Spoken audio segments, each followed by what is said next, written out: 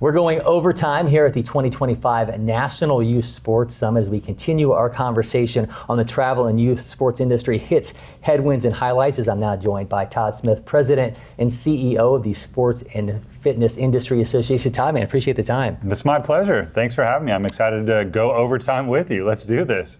Excellent conversation with you and our president and CEO, Mark O'Brien. Yeah. Interesting, you guys were talking about participation. I found the recent study that showed that not only is participation up among youth, but all Americans in terms of being active in any kind of physical activity. How key is it for the youth to not only be active themselves, but to see mom and dad doing it as well? Yeah, no better way for a family to really bond and be together than through physical activity. And whether that's taking a walk around the block or participating in a pickup basketball game in your driveway or kicking the soccer ball around in the front yard, it's critical.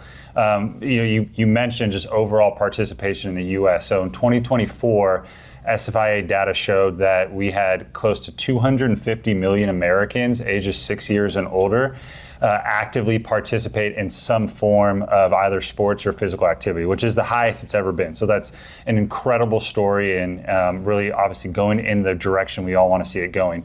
One thing to note is that 250 million number represents about 80% of the population in that 6+ and up demographic. That means roughly 20% of Americans in that same age range are still not, though, participating in some type of physical activity. So great momentum, great to continue to see the 250 million increase each year, but continue to know that more work, and that's obviously where SFIA has a lot of our focus, is how do we get those other 20%? How do we get more of them physically active? And I saw with adults, a lot of it's wrapped around pickleball. That's a big component that you guys have seen. Yeah, pickleball is huge.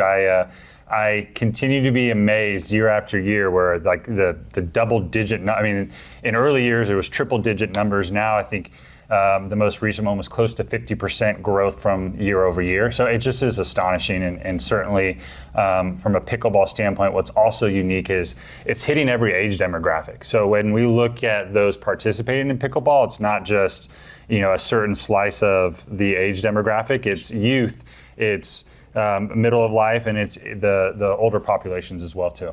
Talk about obviously the impact of the parents and how that helps the kids stay active, but one of the challenges is keeping kids active. So what do you think are the biggest challenges in keeping kids going in the sports world? Yeah, I think it's a lot, right? And the more that we're all collectively working as an industry and doing what we can, I think is going to be critical. A lot of data shows that fall off from a participation standpoint starts around when that athlete gets to those high school ages. Mm-hmm. And that's just a reality of not everyone currently can make a high school team, or at least it's just not set up that way, whether it's budget challenges, whether it's coaching challenges. And so certainly figuring out how participants still have options to play, whether it's at the high school level or the through a non-high school team, at that point of your athletic journey, and unfortunately not have any options because for one reason or the other, you might not be able to play on the high school team. Well, great stuff, Todd. Thank you so much for the time. I appreciate it. Yeah. Make sure you keep it locked right. We will have so much more coming your way from the 2025 National Youth Sports Summit.